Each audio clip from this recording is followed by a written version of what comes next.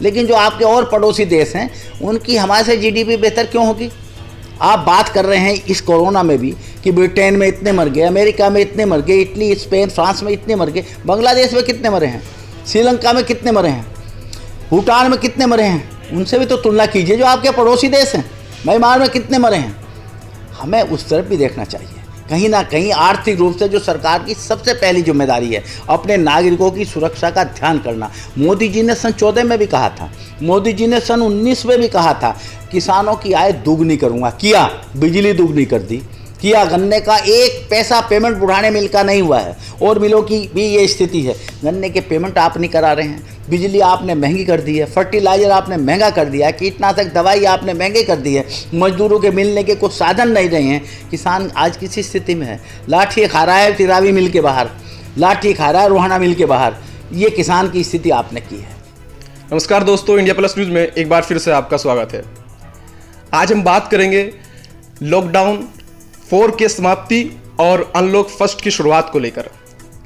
क्या रहा लॉकडाउन 4 के दौरान, किस तरह से सरकार की भूमिका रही, किस तरह से विपक्ष ने अपनी भूमिका निभाई, और यह जो विपक्ष से मीडिया कर्मियों के सवाल हैं, लोगों के सवाल हैं, वो सब होंगे। क्योंकि आज हमारे साथ बातचीत करने के लिए मुजफ्फरनगर के समाजवादी पार्टी के कद्दावर नेता और जिला अध्यक्ष प्रमोद त्यागी हैं और उनसे बात करेंगे हम कि किस तरह का इस लॉकडाउन के दौरान समाजवादी पार्टी का रवैया रहा है लोगों के प्रति, सरकार को जागरूक करने के प्रति, सरकार को जगाने के प्रति, और क्या सरकार की भूमिका रही है इस लॉकडाउन के दौरान। तो सबसे पहले तो प्रमोद जी, आपका बहुत बहुत स्वागत है इंडिया प्लस न्यूज़ में। बहुत बहुत धन्यवाद आपका। मेरा पहला सवाल तो यही है कि इस लॉकडाउन के दौरान जो 4 लॉकडाउन गुजरे हैं और आज लास्ट दिन है और कल से लॉकडाउन अनलॉक फर्स्ट की शुरुआत होने वाली है, बहुत सारी छूट, बहुत सारी राहत जो है वो सरकार ने प्रदेशवासियों को, देशवासियों को दी है। तो क्या आप इन 4 लॉकडाउन के दौरान समाजवादी पार्टी संतुष्ट है सरकार की कार्रवाई से, सरकार के रवैये से, सरकार ने जो कार्य किए हैं? देखिए, कोविड-19 की जो बीमारी है वो पूरे विश्व में है। पूरा देश अपने देश के साथ है।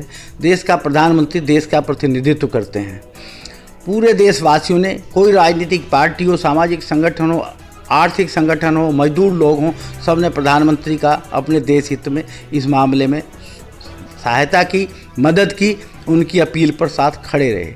लेकिन जिस तरह की जिम्मेदारी देश की जनता ने निभाई है, देश के प्रतिनिधियों ने निभाई है, उस तरह की जिम्मेदारी भारत सरकार ने नहीं निभाई। क्यों नहीं निभाई, उसके पीछे बहुत तथ्य हैं। प्रधानमंत्री जी ने 22 मार्च को जनता कर्फ्यू की घोषणा की थी। पूरा देश उनके साथ खड़ा था क्योंकि देश का प्रश्न था, किसी राजनीतिक पार्टी का प्रश्न नहीं था। उसी दिन शाम को आपने धन्यवाद दिया, तालियां बजवाई उन लोगों के लिए जो कोरोना में मदद कर रहे हैं। चलिए, वो भी कोई गलत नहीं था। आपको लॉकडाउन करना था। क्या आपको जानकारी नहीं है कि 20 करोड़ लोग हमारे देश के दूसरे प्रदेशों में रहते हैं? जब आपको ये जानकारी थी तो आपको उन मजदूरों की व्यवस्था करानी चाहिए थी। अगर आपको ये जानकारी नहीं थी कि लॉकडाउन आपका लंबा चलना है तो फिर भी आपकी योग्यता है।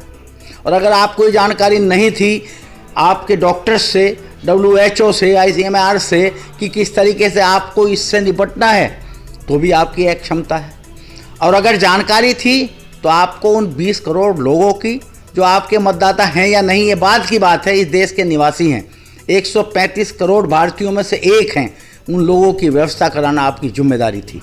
उसमें प्रधानमंत्री जी किन कारणों से भूल कर गए ये मैं कहने की स्थिति में नहीं हूँ, लेकिन इस देश का गरीब जो इस देश को आज उन्नति के शिखर पर पहुँचा रहा है, इस देश का मेहनत करने वाला जो बड़े बड़े उद्योग धंधों को चला रहा है, बड़े बड़े व्यवसायों को चला रहा है, रेल वो चला रहा है, हवाई जहाज़ के पीछे वो है, सारी देश की उन्नति के पीछे वो लोग हैं।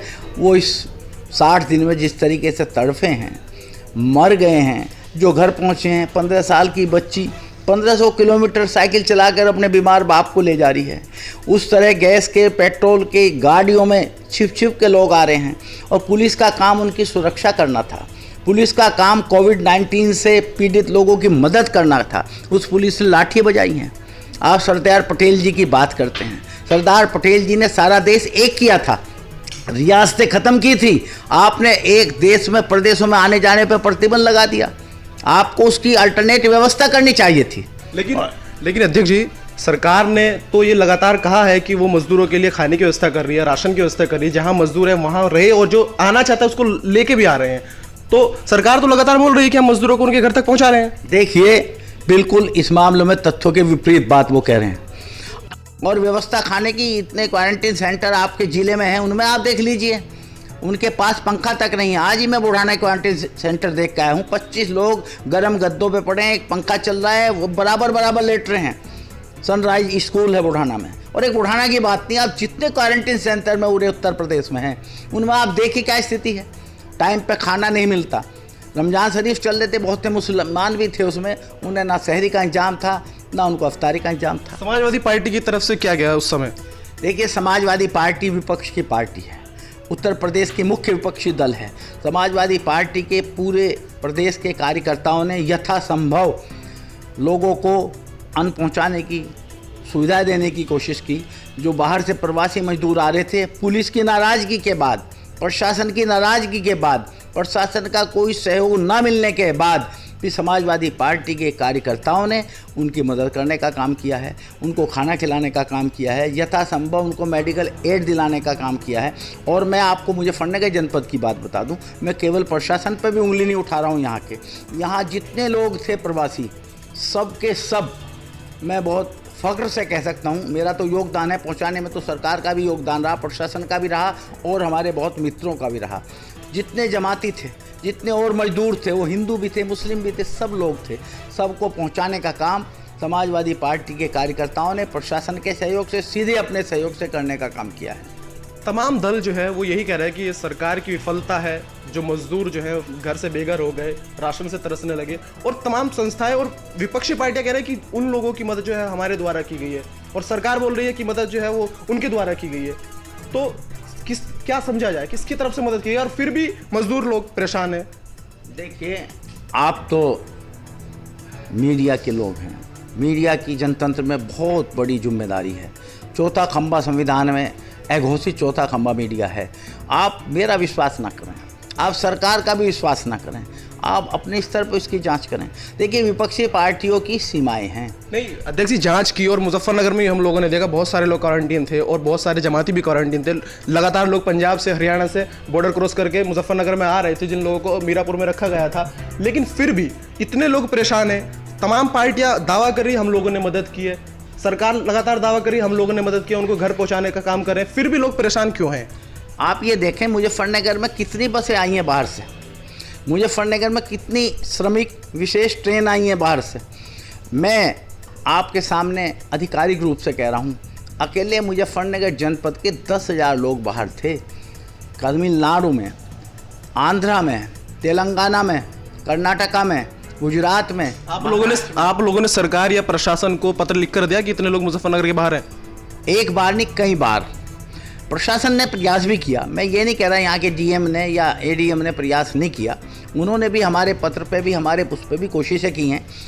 बिल्कुल वो ना की हों, मैं ऐसा कहना भी नहीं चाहता हूँ, लेकिन ये सरकार के लेवल पर एक नीति पहले से बननी चाहिए थी। 20 करोड़ लोगों की बात थी, 20 करोड़ लोग हमारे देश के एक प्रदेश के दूसरे प्रदेश में थे। ये व्यवस्था सरकार को नीतिगत करनी चाहिए थी। 4-5 दिन लॉकडाउन प्रथम शुरू होने से पहले देने चाहिए थे। पैनिक ना बनाते, ये कहते हो सकता है हमें कोई कष्टकारी कदम उठाने पड़े, हम विशेष ट्रेन चला रहे हैं, जो लोग अपने घर जाना चाहते हैं चले जाएं। विश्व को देखते हुए हमें कोई कड़े निर्णय भी कुछ दिन बाद लेने पड़ सकते हैं। मतलब आप अध्यक्ष जी ये कह रहे हैं कि लॉकडाउन जो है लगाने से पहले 4-5 दिन की छूट देनी चाहिए थी, जिससे कि जो लोग हैं अपने घरों पर आ जाए। निश्चित रूप से प्रधानमंत्री जी को ऐसा करना चाहिए था, लेकिन ऐसे तो बहुत दिक्कत हो जाती है। उस समय जो विशेषज्ञ थे, जिनसे राय मशवरा करके सरकार ने लॉकडाउन लगाया था, उन लोगों ने बिल्कुल इस चीज़ के विपरीत जवाब दिए थे। उन्होंने कहा था कि अगर ऐसा किया तो महामारी बढ़ सकती है। मैं उन विशेषज्ञ की विशेषज्ञता पे कोई उंगली नहीं उठाता हूँ, लेकिन आज 1,65,000 बीमार भारत में हैं, और जो प्रथम लॉकडाउन हुआ था कुछ 100 थे। तो मैं नहीं समझता हूँ, आज अनलॉकडाउन कल से आरंभ हो रहा है। अगर प्रसार देखें तो उत्तर प्रदेश में भी बढ़ रहा है, गुजरात में भी बढ़ रहा है, महाराष्ट्र में भी बढ़ रहा है, मध्य प्रदेश, दिल्ली, कई प्रदेशों में बढ़ रहा है। फिर क्यों खोल रहे हैं? आप कहेंगे कि हमें आर्थिक गतिविधि चालू करनी है, हमें सामाजिक गतिविधि चालू करनी है। ये निर्णय पहले दिन भी सोचना था, उस वक्त अगर ये आराम से ये निर्णय ले लेते, 20 करोड़ लोग दूसरे प्रदेशों में हैं और आपकी इंडस्ट्री बंद होगी, उनकी तनख्वाह आप दिला नहीं सके, उनके खाने का वहाँ प्रबंध कर नहीं सके। मैं एक बात कह रहा हूँ आप तथ्यों के आधार पर, पहले 15 दिन क्या, पहले 30 दिन के लॉकडाउन में जब 30 दिन बाद देखा कि लॉकडाउन बढ़ रहा है, उनके खाने के लाले पड़ गए हैं, उनके बच्चों की स्वास्थ्य की कोई सुविधाएं नहीं हैं, जिनके बच्चे बिहार, पूर्वी उत्तर प्रदेश, बंगाल, उड़ीसा में हैं, उनको उनके संपर्क भी टूट गए हैं, उनकी फ़ोन के कार्ड की पैसा ख़त्म हो गया है, कोई व्यवस्था नहीं रही है, तब उन लोगों ने पलायन का निर्णय लिया। वैसे सरकार ने लगातार लोगों से अपील भी की थी और कहा भी था कि उनको राशन हर तरीके का पहुंचाया जाएगा, हर तरीके की उनको मदद की जाएगी, वो जहां पे वहाँ रहे या घर भी जाना चाहते हैं तो उनको घर भी पहुंचाया जाएगा। लेकिन फिर भी क्या आपको क्या लगता है, सरकार की, उत्तर प्रदेश सरकार की क्या विफलता रही है, क्या करने चाहिए थे, क्या कदम उठाने चाहिए थे जिससे कि इस तरह से मजदूर जो है वो परेशान नहीं होते? देखिए, उत्तर प्रदेश सरकार ने तो कहीं उस तरह के कदम उठाए ही नहीं। सबसे पहला जो व्यवधान पैदा हुआ था, हमारे आदरणीय मुख्यमंत्री जी ने कहा था मैं 1000 बस दिल्ली के बॉर्डर पर भेज रहा हूँ। दिल्ली की पुलिस भी आपके हाथ में, केंद्र सरकार के। आनंद विहार बस अड्डे पर कम से कम 2-3 लाख आदमी आ गए। क्यों आए? आपने 1000 बस का ऐलान क्यों किया? अगर आपको उन्हें भेजना था तो 20,000 बस क्यों नहीं भेज दी? तुरंत उनकी व्यवस्था करके तब ये बात करनी चाहिए थी। मुख्यमंत्री बहुत जिम्मेदार पद होता है, वो हमारे 23 करोड़ के उत्तर प्रदेश के नेता हैं। उनको कोई घोषणा करने से पहले उसके सारे कॉन्सिक्वेंसेस देख लेने चाहिए थे। आपने 1000 बस की घोषणा कर दी, वो आपने भेजी नहीं। दूसरी सरकार पर आरोप लगा रहे हैं जिनके हाथ में वहाँ की पुलिस भी नहीं। ये सब आपकी विफलता थी। आपने केवल, जैसे नोटबंदी की थी, केवल ये दिखाने के लिए आप निर्णय लेते हैं कि हमने निर्णय ले लिया है और ये निर्णय देश लागू करेगा। लेकिन अध्यक्ष जी, अगर 20 लाख लोग या 10 लाख लोग एकदम से कहीं पे आ जाए तो उनके लिए व्यवस्था करना मुश्किल काम होता है। एकदम से उनके लिए सारी चीज़ें नहीं की जा सकती हैं। तो सरकार का कहना यही था कि वो धीरे धीरे जो है उन लोगों को वहाँ से निकाल लिया गया, उन लोगों को या तो राहत कैंपों में रखा गया, राहत शिविर में रखा गया, या फिर उनके घर तक पहुँचा दिया गया। मैं आपकी बात को ही बड़ी कर रहा हूँ। इसका मतलब उत्तर प्रदेश के आदरणीय मुख्यमंत्री जी को ये जानकारी नहीं थी कि उत्तर प्रदेश के कितने मजदूर देश के दूसरे प्रदेशों में हैं। अगर ये जानकारी थी तो उन्होंने 1000 बस का ऐलान क्यों किया? क्यों इस तरह का पैनिक क्रिएट किया? और अगर जानकारी नहीं थी तब उन्होंने ऐलान क्यों किया? वो संवैधानिक पद पे हैं, वो कोई प्रमोद त्यागी नहीं है कि मेरे पे कोई जिम्मेदारी नहीं। वो प्रदेश के आदरणीय निर्वाचित मुख्यमंत्री हैं। वो हमारे ये अध्यक्ष जी ठीक है, वो हो सकता है कि इतना अनुमान ना हो कि इतनी भारी तादाद में जो है मजदूर निकल आएगा और घर जाने के लिए सड़कों पर उतर आएगा, क्योंकि सरकार के ऐलान के बाद वो इतनी भारी संख्या में भीड़ इकट्ठा हो गई थी मजदूरों की कि उनको संभालना शायद मुश्किल काम था। ये तो आप भी मानते हैं। देखिए, अगर सरकार को इन आंकड़ों का मालूम नहीं है तो कोई बयान नहीं देना चाहिए था उन्हें। किसने कहा था आप बयान देते हैं? पहले आंकड़े एसेस कराते। अब आपके पास देश की सब तरह की मशीनरी है, सारे आंकड़े एकत्रित कराते और आंकड़े एकत्रित कराने के बाद बिहार में भी आपकी सरकार है, सबसे ज़्यादा यूपी और बिहार के लोग थे। दोनों मुख्यमंत्री जी बैठ कर निर्णय लेते कि किस तरीके से हम कर्नाटक से, आंध्रा से, तेलंगाना से, महाराष्ट्र से, गुजरात से श्रमिकों को बुलाएंगे। उसके बाद कोई फैसला करते। क्यों किया 1000 बस का ऐलान? किया था तो फिर उसकी व्यवस्था कराना आपकी जिम्मेदारी थी, विपक्ष की नहीं थी। विपक्ष ने तो जहाँ तक हुआ, और सुनो, मैं किसी एक राजनीतिक पार्टी की बात नहीं कर रहा। समाजवादी पार्टी तो कल भी हमारे राष्ट्रीय अध्यक्ष जी ने कहा है कि हम देश के साथ हैं, देश की सरकार के हर निर्णय के साथ हैं। लॉकडाउन को सपोर्ट करने में समाजवादी पार्टी के एक कार्यकर्ता ने अपना पूर्ण अनुशासित रूप से सहयोग दिया है, आगे भी देंगे देश के लिए। आप ये कह रहे हैं कि लॉकडाउन लगाने से पहले 5 या 4 दिन की छूट देनी चाहिए थी जिससे कि लोग अपने अपने स्थान तक पहुंच जाए, लेकिन अखिलेश यादव आपके राष्ट्रीय अध्यक्ष जी ने ही कहा था मार्च में सबसे पहले कि लॉकडाउन लगाया जाए जल्दी से। अगर लॉकडाउन नहीं लगाया गया तो बहुत ज़्यादा व्यवधान जो है उपस्थित हो सकते हैं, बहुत सारी दिक्कतें आ सकती हैं। देखिए, हमारे राष्ट्रीय अध्यक्ष जी ने कहा था, कल भी राष्ट्रीय अध्यक्ष जी ने कहा है कि लॉकडाउन लगाना गलत नहीं है, लेकिन राष्ट्रीय अध्यक्ष जी से आपने ये तो नहीं पूछा था कि उन मजदूरों का आप क्या करेंगे। आप उन मजदूरों की व्यवस्था महाराष्ट्र में ही, आप आंध्रा में ही, आप तेलंगाना में ही, तमिलनाडु में ही, कर्नाटका में ही, गुजरात में ही, गुजरात तो आपका निजी प्रदेश है, कराते। उनके खाने की व्यवस्था, उनके रहने की व्यवस्था, उनकी सुविधा की व्यवस्था, उनके स्वास्थ्य की व्यवस्था कराते। तो मैं समझता हूँ ये पैनिक क्रिएट ना होता। ये जिम्मेदारी सरकार की थी। हम कब मना कर रहे हैं लॉकडाउन नहीं लगाना चाहिए था, आज भी कह रहे हैं हम।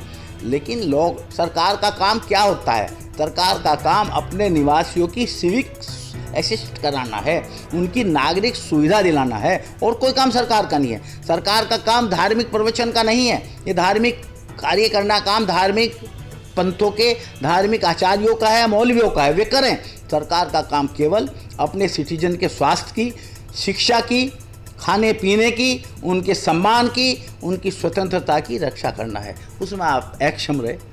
समाजवादी पार्टी की तरफ से क्या एक्शन लिया गया इस लॉकडाउन के दौरान? आपको किस तरह से काम किया जाए? लॉकडाउन में लोग परेशान हैं, मजदूर परेशान हैं।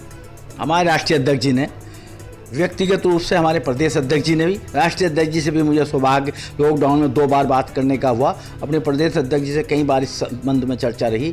उन्होंने कहा कि जो गरीब लोग हैं उनको व्यक्तिगत संपर्क करके, लॉकडाउन के नियमों का पालन करके, प्रशासन को सूचित करके, मैं कह रहा हूँ प्रशासन को सूचित करके उनके पास खाने की व्यवस्था यथासंभव आप कराएं। हमने जितना सामान बांटा है, हमारे ज़्यादातर कार्यकर्ताओं, मैंने नहीं, समाजवादी पार्टी के कार्यकर्ताओं ने, उसमें प्रशासन को सूचना दी है, यहाँ के डिस्ट्रिक्ट मजिस्ट्रेट को सूचना दी है। डिस्ट्रिक्ट मजिस्ट्रेट ने जिस अधिकारी को अधिकृत किया, चाहे ADM E हो चाहे ADM F हो, उनको सूचना दी है।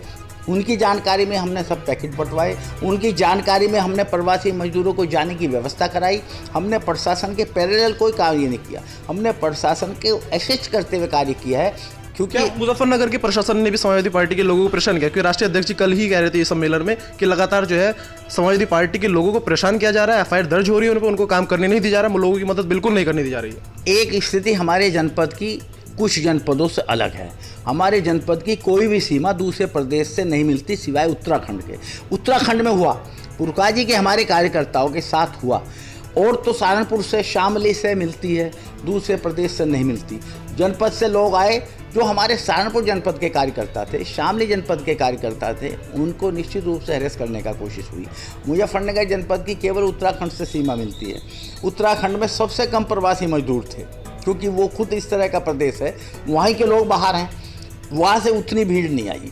फिर भी जहाँ जहाँ समाजवादी पार्टी के कार्यकर्ताओं ने व्यक्तिगत रूप से श्रमिकों की मदद करने का काम किया, वहाँ वहाँ प्रशासन के ऐसे बहुत उदाहरण हैं कि उनको हरेस करने का काम हुआ। बागपत के मैं कई उदाहरण दे सकता हूँ, वहाँ के हमारे कार्यकर्ताओं पर लाठीचार्ज तक भी हुआ, केवल इसलिए कि वो प्रवासी मजदूरों की मदद करना चाह रहे थे। तो सहारनपुर और यमुनानगर के रास्ते हरियाणा और पंजाब से भी काफ़ी लोग आए हैं, काफ़ी मजदूर जो है भारी संख्या में जो मुजफ्फरनगर से गुजरे हैं, जिनको क्वारंटीन किया है या फिर प्रशासन के द्वारा जो है उनको उनके गृह जनपद तक पहुंचाया गया है। तो आज जो है मोदी सरकार का 1 साल पूरा हो रहा है और कल उन्होंने एक पत्र जारी कर अपनी उपलब्धियों का बखान किया था। बहुत सारी उपलब्धि उन्होंने बताई थी, 370 है और ये राम मंदिर वाला है और CA है। तो ये तमाम चीज़ों को आप किस रूप में देखते हैं? क्या ये वाकई में देश के लिए एक उपलब्धि है? देखिए, जहाँ तक राम मंदिर की बात है, समाजवादी पार्टी के राष्ट्रीय अध्यक्ष आदरणीय अखिलेश यादव जी ने, हमारे संरक्षक आदरणीय मुलायम सिंह यादव जी ने, हमारी पार्टी के सभी वरिष्ठ नेताओं ने एक बार नहीं कई बार कहा था कि भारत का सर्वोच्च न्यायालय जो निर्णय लेगा उसको हमारी पार्टी स्वीकार करेगी। सर्वोच्च न्यायालय के निर्णय पर मैं कोई टिप्पणी नहीं करना चाहता हूँ। सर्वोच्च न्यायालय ने जो निर्णय लिया है, समाजवादी पार्टी ने, मैं समझता हूँ ज़्यादातर देश की पार्टियों ने उसका स्वागत किया है। ये श्रेय नरेंद्र मोदी जी का नहीं है, और नरेंद्र मोदी जी और सरकार का काम मंदिर और मस्जिद बनाना है भी नहीं। ये उच्चतम न्यायालय का निर्णय था। सरकार तो अपनी उपलब्धि बता रही है, बहुत बड़ी उपलब्धि बता रही है इसको। मैं समझता हूँ वो अगर उपलब्धि अपनी बता रही है तो मैं नहीं रोक सकता। ये उपलब्धि भारत के संविधान की है। भारत के संविधान में हमारी न्यायपालिका का एक अपना स्थान है और न्यायपालिका के सर्वोच्च न्यायालय का निर्णय है, जो निर्णय सभी को मान्य है। किसी राजनीतिक पार्टी ने उसका विरोध किया है तो बताओ। तो राम मंदिर का श्रेय जो ले रहे हैं वो गलत ले रहे हैं। जहाँ तक धारा 370 की बात है, मैं बहुत स्पष्ट रूप से बता दूँ, अगर मेरी डेट गलत ना हो तो 25 सितंबर 1985 को राजीव गांधी देश के प्रधानमंत्री थे। उन्होंने एक फैसला लिया था, कश्मीर में भारत के राष्ट्रपति का निर्णय चलता है, चलता था इससे पहले भी। केंद्रीय लेखा नियंत्रक वहाँ के COG जो वहाँ के ऑडिट कराते थे, वहाँ के गवर्नर की नियुक्ति भारत के राष्ट्रपति करते थे, वहाँ के उच्च न्यायालय के मुख्य न्यायाधीश की नियुक्ति भारत के सर्वोच्च न्यायालय के प्रधान न्यायाधीश करते थे। जम्मू कश्मीर में स्थिति इस तरह की कि इन्होंने उसे भारत में मिलाया, ये कहना गलत है। देश का अभिन्न हिस्सा है, अभिन्न हिस्सा रहेगा और अभिन्न हिस्सा रहना चाहिए। आप 370 की बात करते हैं, 371 की क्यों नहीं करते? 371 भी तो संविधान का अनुच्छेद है, ABCDEFG 371 के, जिसमें सिक्किम है, जिसमें हिमाचल है, जिसमें अरुणाचल है, जिसमें नागालैंड है, जिसमें मणिपुर है, जिसमें उत्तराखंड है। 371 अनुच्छेद पर क्या राय है भारतीय के गृह मंत्री जी की, प्रधानमंत्री जी की? क्या 371 पे नहीं लागू होना चाहिए? वो भी तो भारत के अभिन्न अंग हैं। सिक्किम में हमारे राष्ट्रपति जी के कितने बनाए कानून चलते हैं। नागालैंड की क्या स्थिति है? देश को मजबूत करना है तो सब हिस्सों को मजबूत करना चाहिए। आपको क्या लगता है अध्यक्ष जी, क्या एक साल में कोई उपलब्धि नहीं रही है सरकार की? 3 तलाक का बिल भी पास कराया है। ये हर धर्म की अपनी कुछ परिपाटियाँ हैं। मैं यहाँ इस्लाम का प्रवक्ता नहीं हूँ, ना मैं उसकी आलोचना कर रहा हूँ, लेकिन 3 तलाक का अगर कोई मसला है तो इस्लामिक तरीके से हल होना चाहिए। हिंदू तरीके से, जो हिंदुओं की बहुत सी, मैं कानून का भी विद्यार्थी रहा हूँ, हिंदुओं के बहुत से पर्सनल लॉ, हिंदू लॉ भी है हमारे यहाँ, मोहम्मडन लॉ भी है। मिताक्षराज के अनुसार परिवारों का बंटवारा होता है। वहाँ शादी एक हिंदू 2 पत्नी नहीं रख सकता है। बहुत सी ऐसी चीज़ें हैं जो हिंदू धर्म के अनुसार होती हैं हिंदू के लिए, मुस्लिमों पर मुस्लिम धर्म के अनुसार होते हैं। ये इसका देश से क्या वास्ता हुआ? अगर कोई मुस्लिम महिला के साथ कहीं अत्याचार हुआ है तो क्रिमिनल में ऑलरेडी बहुत लॉ थे। मुस्लिम वोमेन प्रोटेक्शन एक्ट बना हुआ था, उनके तहत सब सुविधा हो सकती थी। इसलिए जहाँ तक 3 तलाक की बात है, ये कोई उपलब्धि नहीं है। तो आप क्या मानते हैं, क्या इस एक साल में, एक साल को किस रूप में आप देखते हैं? एक साल में उपलब्धि है मोदी जी की। हमारी अर्थव्यवस्था बहुत सुधरी है, हमारी जीडीपी बहुत ऊंचे जा रही है, हमारे देश के प्रति नागरिक जो उनकी आय है वो बहुत बढ़ गई है। $15 पर बैरल आज कच्चा तेल दुनिया में है। जो एथेनॉल बना रहे थे, ब्राज़ील हो, भारत हो, उन सबके एथेनॉल कंपनियां बंद हो गई हैं क्योंकि कच्चा तेल एथेनॉल से मंदा हो गया है। और अकेला भारत ऐसा विश्व का देश है जिसमें पेट्रोल और डीजल महंगे हुए हैं। ये अध्यक्ष जी, इसका कारण क्या है कि पेट्रोल, भारत सरकार जो है पेट्रोल या डीजल के दाम क्यों नहीं गिरा रही है? ये सही उत्तर तो भारत सरकार दे सकती है, लेकिन जहाँ तक मेरी व्यक्तिगत राय है, भारत सरकार और भारत के प्रदेशों की सरकार जितनी आय पेट्रोल डीजल कच्चे तेल से करती हैं, इतनी किसी चीज़ से नहीं करती हैं। इतनी आय उनसे भारत को हो रही है। और मैं आपको बता दूं, डीजल कोई सक्षम लोगों का नहीं है, गरीब किसान का, गरीब मजदूर का, जो बसों में सफ़र करता है, उन लोगों की आवश्यकता है। उसको महंगा करना देश हित की बात नहीं। और आज जीडीपी कहाँ है हमारी? ये रहा बांग्लादेश, सन 71 में आज़ाद हुआ, भूखा था, भूखा। इंदिरा गांधी का, मुजीबुर रहमान का समझौता हुआ तो सब भारत से जाता था। उसकी जीडीपी आज देख ले कहाँ है। म्यांमार, बर्मा जिसको बोलते थे, बहुत गरीब मुल्क था, उसकी जीडीपी कहाँ है। श्रीलंका बहुत गरीब मुल्क है। मैं कह रहा हूँ आपके पड़ोस में जो आपके एशियान के कंट्रीज हैं, दक्षेश कंट्रीज हैं, मैं पाकिस्तान की बात नहीं करता हूँ। पाकिस्तान से हमारी राइवलरी है। पाकिस्तान के हित को हमें चैलेंज करना चाहिए। पाकिस्तान हमारे इंटरेस्ट को किल करता है, हमारे पर बराबर उग्रवाद पर जाता है। मैं पाकिस्तान का पक्षधर नहीं हूँ, लेकिन जो आपके और पड़ोसी देश हैं उनकी हमारे से जीडीपी बेहतर क्यों होगी? आप बात कर रहे हैं इस कोरोना में भी कि ब्रिटेन में इतने मर गए, अमेरिका में इतने मर गए, इटली, स्पेन, फ्रांस में इतने मर गए, बांग्लादेश में कितने मरे हैं, श्रीलंका में कितने मरे हैं, भूटान में कितने मरे हैं, उनसे भी तो तुलना कीजिए जो आपके पड़ोसी देश हैं। म्यांमार में कितने मरे हैं। हमें उस तरफ भी देखना चाहिए। कहीं ना कहीं आर्थिक रूप से जो सरकार की सबसे पहली जिम्मेदारी है, अपने नागरिकों की सुरक्षा का ध्यान करना। मोदी जी ने सन 14 में भी कहा था, मोदी जी ने सन 19 में भी कहा था, किसानों की आय दुगनी करूँगा, किया।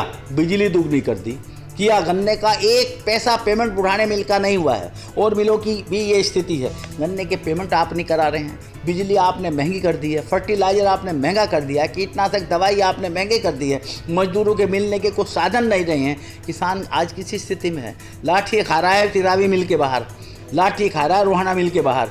ये किसान की स्थिति आपने की है।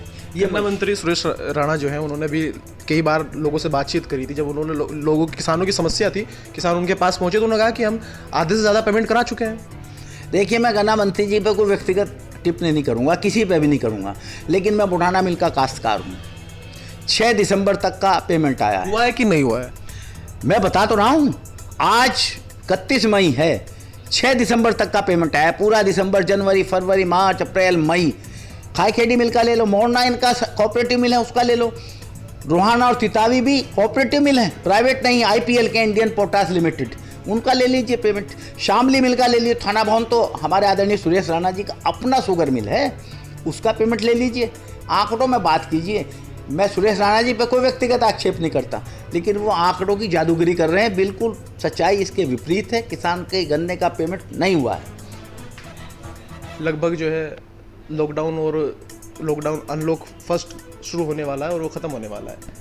तो समाजवादी पार्टी पर लगातार सरकार जो है ये आरोप लगा रही है, क्योंकि समाजवादी पार्टी मुख्य धारा की विपक्ष पार्टी है फिलहाल, और समाज पार्टी की भी एक अपनी जिम्मेदारी बनती है प्रदेश के लोगों के लिए। तो सरकार का आरोप है कि के दौरान भी राजनीति कर रहे हैं।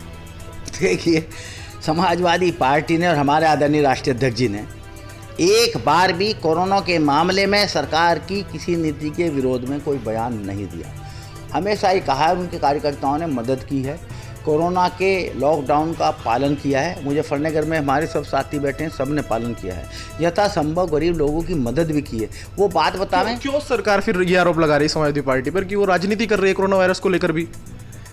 ये सरकार खुद राजनीति कर रही है अपनी एक क्षमता को छिपाने के लिए, विपक्ष पे दोष देना। मैं एक उदाहरण दे रहा हूँ आपको।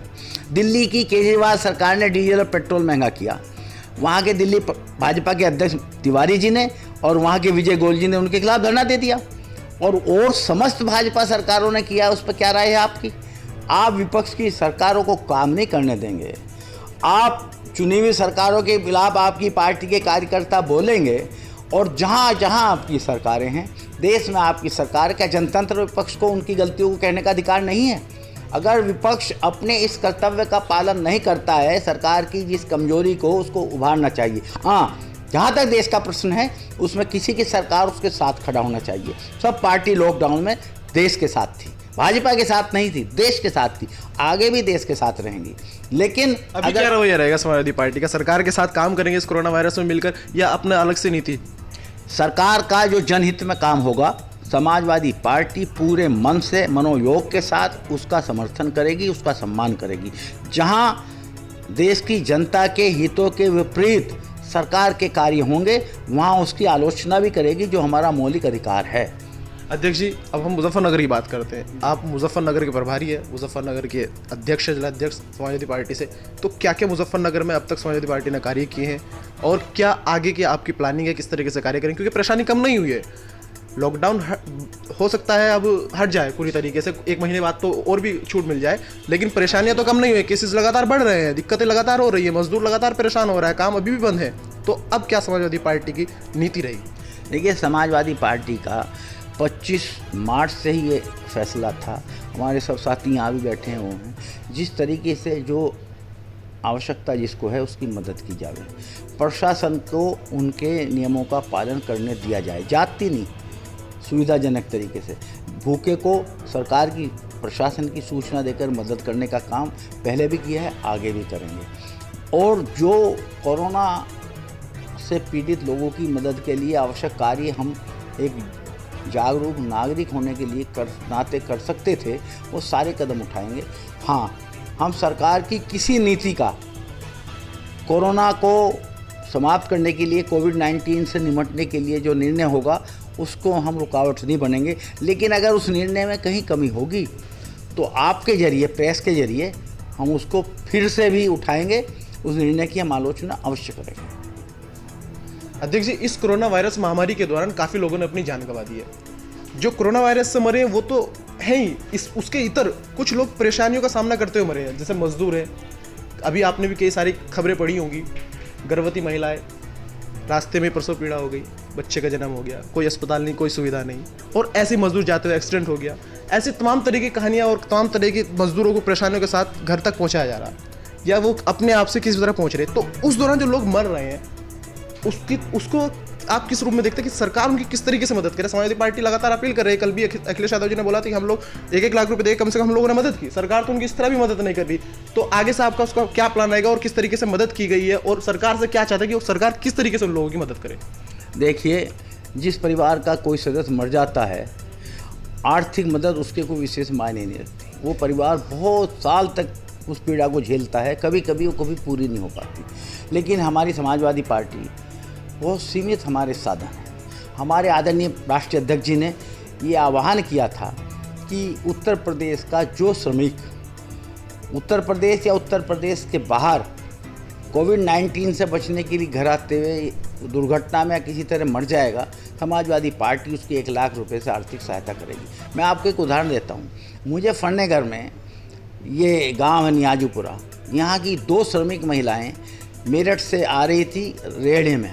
गरीब लोग, साधन नहीं थे। ये हमारे आमिर डीलर बैठा है, इसने उसमें इनिशिएटिव लिए और उनका खतौली के पास एक्सीडेंट हो गया, कार से एक्सीडेंट हो गया, वो मर गई। अपने राष्ट्रीय अध्यक्ष जी को मैंने सूचना दी, उन्होंने तुरंत उनके अकाउंट में 1 लाख रुपए डाले हैं। शायद उसका नाम है, जो मजदूर है, नौशाद शायद नाम है। नहीं, ये बिल्कुल समाजवादी पार्टी द्वारा जो जितने भी मृतक है तमाम लोगों को 1-1 लाख रुपए की मदद की गई, इससे कोई ऐतराज़ नहीं है। और आगे सरकार से आप क्या अपील करना चाहते हैं और आगे किस तरह से आप लोगों का प्लान रहेगा, किस तरह से मदद की जाएगी? देखिए, मेरी सरकार से ये आग्रह है, हमारे मुजफ्फरनगर के जो 2 मजदूर में मरी हैं, कोई उनको आर्थिक मदद नहीं हुई। सरकार जो कह रही है कि सब मरने वालों को हमने मदद की, मैं तो अपने जनपद की बात बता रहा हूँ। जब हमारे जनपद की स्थिति है तो उत्तर प्रदेश के और जनपदों की भी यही स्थिति होगी। सरकार की जिम्मेदारी हमसे कहीं ज़्यादा है। सरकार को, हमारे साधन बहुत सीमित हैं, सरकार के असीम साधन हैं। उनको जो बजट सरकार ने पास कराया था, उत्तर प्रदेश की सरकार की बात कर रहा हूँ मैं, उस बजट का कितना प्रतिशत कोविड-19 में लगाया है, इसी का मुख्यमंत्री जी जवाब देते हैं। मुख्यमंत्री जी ये बता दें, जो बजट पास किया है उत्तर प्रदेश की विधानसभा का, उतना कितना प्रतिशत कोविड-19 के पीड़ितों को उत्तर प्रदेश में उन्होंने खर्च किया है। जितनी आप बसों से इनकी मंगाने की बात कर रहे हैं, बहुत सी बसों के लोगों को पैसे दे के जाना पड़ा। मेरे पास उनके रिकॉर्ड हैं, जिन्होंने पैसे दे के जाना पड़ा। तो ये सरकार की जिम्मेदारी थी, वो पूरी तरह उसका पालन नहीं कर रहे। जहाँ तक हमारी बात है, जो विपक्ष का कर्तव्य है, हम सजग प्रहरी के रूप में सरकार के सही कदमों का स्वागत करेंगे और जिस स्थान पर सरकार गलत होगी, जनतंत्र के सही प्रहरी होने के नाते उसकी आलोचना भी करेंगे। बिल्कुल, हम चाहते हैं कि सरकार आपकी ये जो सवाल है उनको सुने और लोगों की मदद करे, जितना क्या वो करे और आगे जो परेशानियां उसको भी कम करे। बहुत बहुत धन्यवाद आपको इंडिया प्लस न्यूज़ से बात करने के लिए, अपना कीमती समय देने के लिए। बहुत बहुत शुक्रिया आपका, आपने मुझे। तो इंडिया प्लस न्यूज़ पे आप देख रहे थे मुजफ्फरनगर के जिला अध्यक्ष प्रमोद त्यागी जी, जो सरकार से सवाल कर रहे थे कि क्या क्या सरकार को इस लॉकडाउन के दौरान करना चाहिए था, या मोदी सरकार का जो 1 साल पूरा, उसकी क्या सफलता क्या विफलता रही है।